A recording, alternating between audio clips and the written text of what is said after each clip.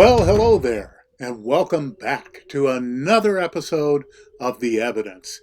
This is your buddy Dave over at Mars X3D. And we found lots of tools and industrial remains scattered all over the surface of Mars. And in today's context view, we see a pin, a clean, shiny cylinder, and then there's debris all around in front of it.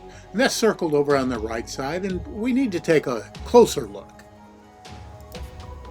Now take a look at this. Our detail view shows another worked pin with segmented sections. Around it lies debris, and maybe it's part of the machine from which it came.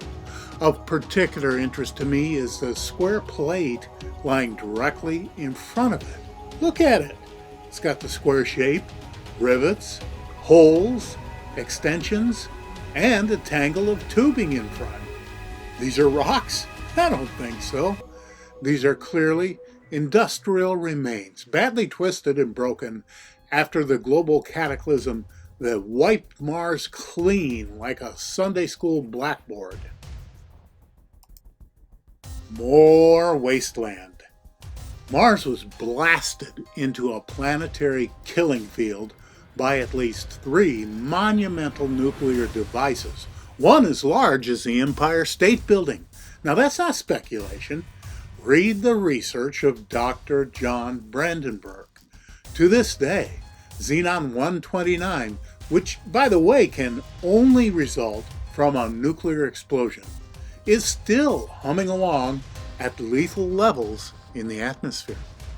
Most of the artifacts we find today were shredded by that event.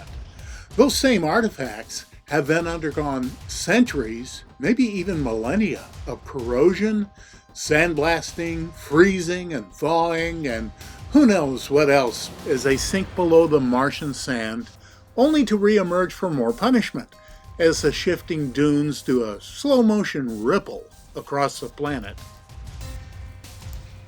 My colleague and longtime researcher Laszlo Zabolik found this wonderful tangle of strangeness in Sol 1267. We're calling that main item in the center Laszlo's Loop for obvious reasons, but take a look around. This looks like a mangled machine, and it even has what looks like a seat in the background. The entire mess might be made of metal, but it seems virtually certain that the loop and its counterpart on the lower right have the distinctive look of polished metal.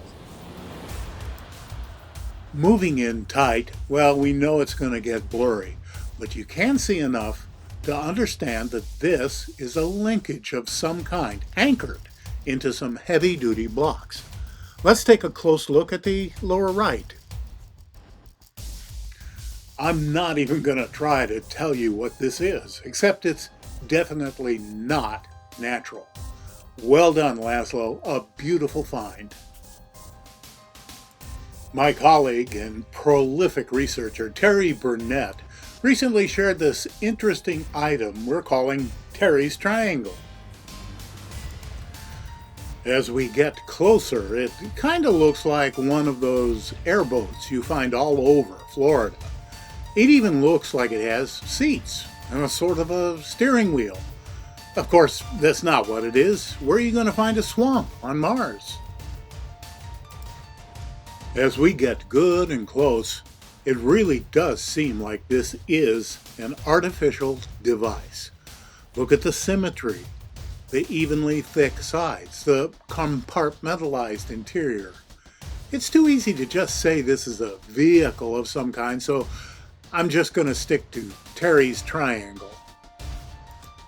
Okay, let's wrap things up with one of those unexpected finds that is clear enough, in my mind at least, to settle the argument regarding intelligent agency on Mars. Today's context view is a section selected from NevT's excellent gigapan of Curiosity Sol 1450 Mastcam images.